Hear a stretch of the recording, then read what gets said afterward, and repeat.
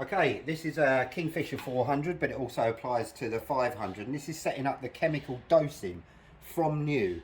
Okay, so this is your detergent, so you'll either be running glass wash or dish wash, and the best time to set up the detergent level is when the machine is filling up. So if you turn the machine on to the first setting there, you'll notice, so this is off at the moment. I'm going to be turning it anti-clockwise, and we need that to run about 2.5 turns, or 2 turns will be enough, and that's fine for a glass wash.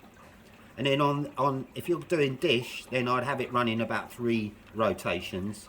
So you'll notice that in between full on and full off is about a 180 turn. If you put them both in the middle, you could do this on glass and dish and just check your results and see how they wash. And you might need to decrease it on a glass wash if you're getting foaming, but you need to remember to allow the machine to fully heat, because if it's cold below 50 degrees the machine will foam up. So every morning allow your machine to fully heat. Okay, so that's your detergent.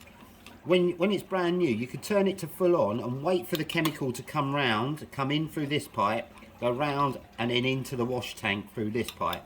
So let it run, you'll see it come in, and then set it to halfway. We'll do it halfway on glass and dish. So remember, it's a 180 turn, and we're going to leave it in the middle there. So less chemical is clockwise, and more chemical is anti-clockwise, but put it halfway.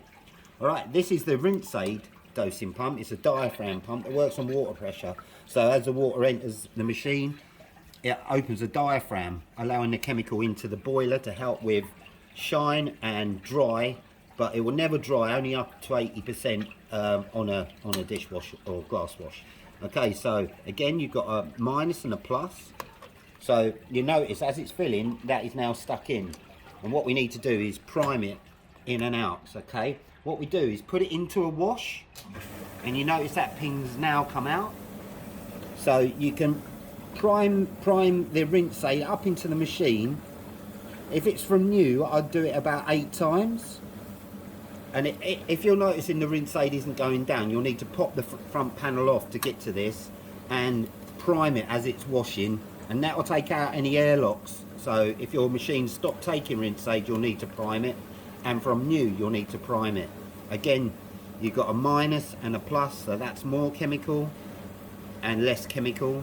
So from off, I'd turn it 3 rotations out.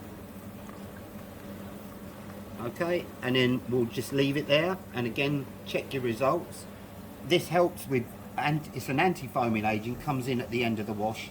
So you know, if you are getting a little bit of foaming, just check your wash, do a few more washes, and make sure you got your rinse aid coming in correctly, about 3 turns out. All right, and that should help with the cleaning. And make sure I'd mark your bottles and make sure your chemical is going down. Any problems, give us a call at Buzz and we'll talk you through it.